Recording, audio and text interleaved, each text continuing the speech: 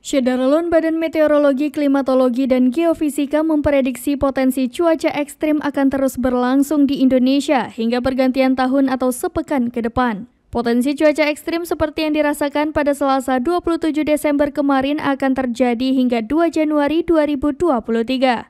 Kepala BMKG Dwi Korita Karnawati mengatakan, jika sebelumnya pihak mendeteksi 4 fenomena yang terjadi berbarengan sehingga mengakibatkan cuaca ekstrim di sejumlah wilayah Indonesia, kini ada penambahan 1 fenomena lagi yang mendorong peningkatan terjadinya cuaca ekstrim tersebut. Berdasarkan analisis terkini BMKG, kondisi dinamika atmosfer di sekitar wilayah Indonesia masih berpotensi signifikan terhadap peningkatan curah hujan di beberapa wilayah dalam 1 minggu ke depan.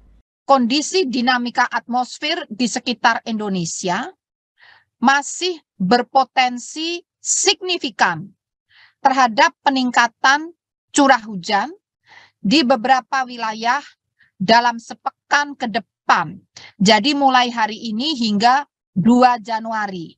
BMKG bahkan menyebut pada 1 Januari 2023, peta wilayah Indonesia akan tertutup warna hijau pekat atau indikasi terjadinya curah hujan lebat hingga ekstrim. Cuaca ekstrim tersebut terjadi karena adanya fenomena monsoon Asia ditambah seruakan dingin dari daratan tinggi Asia yang masuk melalui Selat Malaka dan kemudian menyeberang ke ekuator dan terbentuk arus lintas ekuator atau Cross Equatorial Northerly Surge. Dia menerangkan badai dahsyat dari laut akan berpindah ke darat melalui jalur barat dengan angin baratan yang membawa hujan badai dari laut dan dari utara melalui angin yang kuat.